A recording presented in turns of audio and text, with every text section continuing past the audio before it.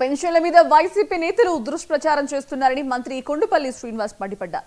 YCP హయాంలోనే 10 లక్షల పెన్షన్లు తొలగించారని, తమ హయాంలో కొత్తగా 65 లక్షల పెన్షన్లు ఇచ్చామని చెప్పారు.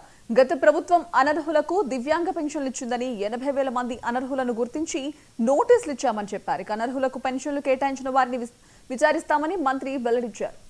అయితే గత కొన్ని రోజులుగా ప్రతిపక్ష నాయకులు సుమారు 4,50,000 పెన్షన్స్ తొలగించామని ఒక తప్పుడు ప్రచారం చేయడం జరుగుతూ ఉంది. 4 లక్షల పెన్షన్స్, 4,50,000 పెన్షన్స్ తీసిన విషయం వాళ్ళు ఏదైనా ఆధారాలు ఇస్తే బాగుండేది. కనీసం ఏదైనా ఒక పలానా చోటు ఇన్ని పెన్షన్స్ పోయాయా కానీ, పలానా వ్యక్తికి ఈ పెన్షన్ తీసామని కానీ, ఎక్కడైనా ఒక్క వ్యక్తికైనా తీసామనే విషయాన్ని కూడా వాళ్ళు తెలియపరిస్తే బాగుండేది.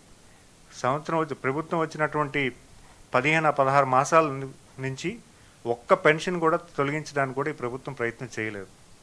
ఎందుకంటే ప్రభుత్వం వచ్చిన తర్వాత సుమారు 65 లక్షల పెన్షన్స్ మంజూరు చేయడం జరిగింది, ఇవ్వడం జరిగింది. ఇప్పటికీ 63,71,000. ఈ తగ్గిన పెన్షన్స్ కూడా కాలానుగుణంగా ఎవరైనా స్వర్గస్థులు అవుతే వాళ్ళ నెంబర్ మాత్రమే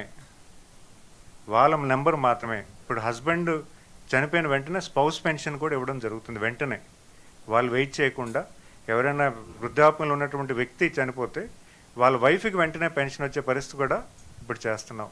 ఇవన్నీ ఎందుకు చెప్తున్నానంటే, ప్రభుత్వం చాలా చిత్తశుద్ధితో, చాలా మంచి ఆలోచనతో పెన్షన్ కార్యక్రమం అనేది పెద్ద ఎత్తున చేయడం జరుగుతూ ఉంది. దాన్ని ఓరవలేక, దానికి ఉండేటటువంటి మైలేజ్ని తట్టుకోలేక ఈరోజు ప్రతిపక్ష నాయకులు చేస్తున్నటువంటి విమర్శల్ని ప్రజలందరూ కూడా ఎవరు నమ్మబోరనే విషయాన్ని మీ అందరికీ రాష్ట్ర